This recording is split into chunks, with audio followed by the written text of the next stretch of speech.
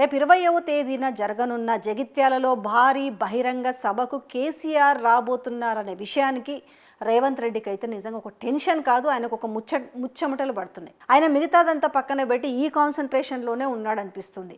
ఏది ఏమైనా సభని డిస్టర్బ్ చేయాలి, ఏం చేయాలని చెప్పేసి అక్కడున్న ఎవరైతే ఇప్పుడు డాక్టర్ సంజయ్ ఎమ్మెల్యే అయితే ఉన్నారో రోడ్ వైండింగ్ పనులని మొత్తం తవ్వకాలు గుంతలు ఇదంతా ఏంటంటే డిస్టర్బ్ చేయడానికి చాలా రోజుల తర్వాత, ఎందుకంటే అసెంబ్లీకి వస్తలేడు అని చెప్పేసి అంటే రేవంత్ రెడ్డి తమ పాచికలను మళ్ళీ పారించాలనే ప్రయత్నం చేసిన నేపథ్యంలో ఇక ఒక్కసారి అంటే అరనో కొరనో ఎప్పుడో ఒకసారి అతి తెలివి వర్కౌట్ అవుతుంది, కానీ ప్రతిసారి కూడా తెలివి వర్కౌట్ అవ్వదు కదా.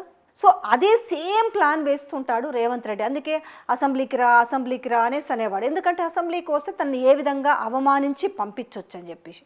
సో ఈ దుర్బుద్ధిని ముందే గ్రహించారు కాబట్టి తెలంగాణ తొలి ముఖ్యమంత్రి కేసీఆర్ ఏది అవసరమో ఏ సందర్భంలో బయటికి రావాలో తెలుసు కాబట్టి ఆ సందర్భంలోనే ఆయన బయటకు వస్తున్న నేపథ్యం. అసలు కేసీఆర్ బయటికి వస్తున్నాడనే విషయాన్నే ఈరోజు ఇటు రేవంత్ రెడ్డి కావచ్చు ఇటు కాంగ్రెస్ పార్టీ తట్టుకోలేకపోతుంది. ఎందుకంటే భారీ బహిరంగ సభ, అందులోనూ ఒక character and calibre and quality ఉన్న లీడర్ ఆయన. జీవన్ రెడ్డి జాయిన్ అవుతున్న విషయాన్ని డైజెస్ట్ చేసుకోవట్లేదు, ఎందుకంటే ఇదంతా ఉండదులే, ఏదో ఆయనకు ఒక కండవా కప్తారు, ఎందుకంటే ఈయన 10 మంది ఎమ్మెల్యేలను అంతే కదా, జస్ట్ ఉడికి ఇట్లా కండవాలేసి లోపలికి తీసుకుంటు కదా, గట్లనే ఉంటుందేమోలే అనుకున్నాడు. కానీ సీన్ రివర్స్ అయింది. ఆయన ఎక్స్పెక్ట్ చేయని విధంగా భారీ బహిరంగ సభ పెట్టి జాయిన్ చేసుకుంటున్నాడు. కాబట్టి బయటకు వచ్చిన తర్వాత అసలు కేసీఆర్ ఏం మాట్లాడబోతున్నాడు, కేసీఆర్ మాటల్ని అటు ఓన్లీ జగిత్యాల కాన్స్టిట్యున్సీ ప్రజలే కాదు తెలంగాణ ప్రజలు ఏ విధంగా వినబోతున్నారు, ఎలాంటి ఇంకా వ్యతిరేకత రాబోతుంది రేవంత్ రెడ్డి మీద అనే భయం అయితే వెన్నులో వణుకు మొదలైందనే చెప్పొచ్చు. టోటల్గా గ్రాఫ్ చూస్తేనే అర్థమవుతుంది ఈరోజు కాంగ్రెస్ పార్టీ పరిస్థితి తెలంగాణలో ఏ విధంగా ఉందనేది. దానికి తోడుకి రేపు కనుక తెలంగాణ తొలి ముఖ్యమంత్రి కేసీఆర్ మాటలు పదునైన తూటాల్లాంటి మాటలు వదిలితే, ఎందుకంటే ఎన్ని అన్నా కూడా ఆయన భరించిండు, ఎంతసేపు అంటారో అనుర్రి అనేసి ఆయన ఓపిక పట్టున్నాడు. ఆ ఓపికకు సంబంధించిన సమాధానాలు ఏదో ఒక రోజు వస్తాయనే విషయం ప్రతి ఒక్కరికి తెలుసు. కాకపోతే ఇంత ఎర్లీగానే ఆ సమాధానాలు వస్తాయని ఎక్స్పెక్ట్ చేయలే. ఎప్పుడో చూద్దాంలే, ఎలక్షన్లప్పుడు బయటకు వస్తాడేమో, ఇప్పుడు మనం హాయిగా ఉండొచ్చు అనుకున్నారు.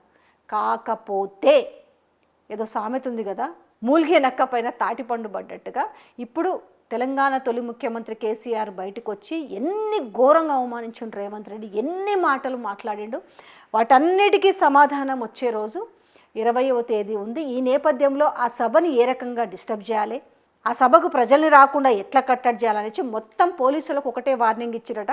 కేసీఆర్ సభకు ఎవరు జనాలు రావద్దు, వస్తే మాత్రం మీకు మామూలు పనిష్మెంట్ ఉండదనేసి అందరికీ కూడా వార్నింగ్ ఇస్తున్న నేపథ్యం కనిపిస్తుంటే, అంతేకాదు మీరు నన్నే కాపాడాలని చెప్పేసి ఆయన కాన్స్టిట్యున్సీ కొంతమంది ఒక 5-6-10 మెంబర్స్ తోటి ఆయన తన జూబ్లీ హిల్స్ క్యాంప్ ఆఫీస్లో ఆయన మీటింగ్ పెట్టుకొని చెప్పిందంటే, మీరు నన్ను కాపాడాలి, పార్టీని మీరే కాపాడాలి, మనము ఆ సభ తర్వాత అంతకంటే పెద్ద సభ పెడదాం, కానీ ఖర్చులు మాత్రం మీరే పెట్టుకోవాలి, పైసలు లేవు జీతాలు ఇచ్చేటందుకు కూడా అని చెప్తున్న వైనం చూస్తుంటే టోటల్గా ఆయన చేతులు ఎత్తేసిన వైనం కనపడుతుంది. బట్ ఎన్ని ఆటంకాలు పెట్టినా, ఎన్ని ఏమంటారు తింగిరి వేషాలు వేసినా, ఎట్లాంటి చెత్త ప్లాన్స్ వేసినా కేసీఆర్ రాక కోసం, ఆయన మాట కోసం, దట్ ఈ ఇద్దరి కలయిక, జీవన్ రెడ్డి సీనియర్ నాయకుడు, ఆయనకు జరిగిన అవమానాలని ఆల్రెడీ కొన్ని ఆయన వదులుతూ ఉన్న నేపథ్యంలో రేపు ఆ బహిరంగ సభ వేదికగా ఏ రకంగా బయటికి రాబోతున్నాయి, కేసీఆర్ ఏం మాట్లాడబోతున్నారు అనేసి ఒక జగిత్యాల కాన్స్టిట్యున్సీ కాదు రాష్ట్ర వ్యాప్తంగా ఒక విధంగా ఇప్పుడు జరుగుతున్న నేపథ్యంలో ఈ డీలిమిటేషన్ చర్చ ఒకటి కూడా వచ్చింది కదా, అందుకే ఆయన దేశ రాజకీయాల్లోకి అడుగు పెట్టాలనుకున్నాడు. దక్షిణాది రాష్ట్రాలకు ఏ విధమైన అన్యాయం జరగబోతుంది, రేపు బీజేపీ ఎలా రూల్ చేయబోతుంది నియంతలాగా అనే విషయాన్ని పసిగట్టే ఆయన ఈ టీఆర్ఎస్ నుంచి బీఆర్ఎస్ చేయడానికి కూడా ఒక రీజన్. బట్ అది తెలియని సన్నాసులు చాలామంది చాలా రకాలుగా మాట్లాడారు.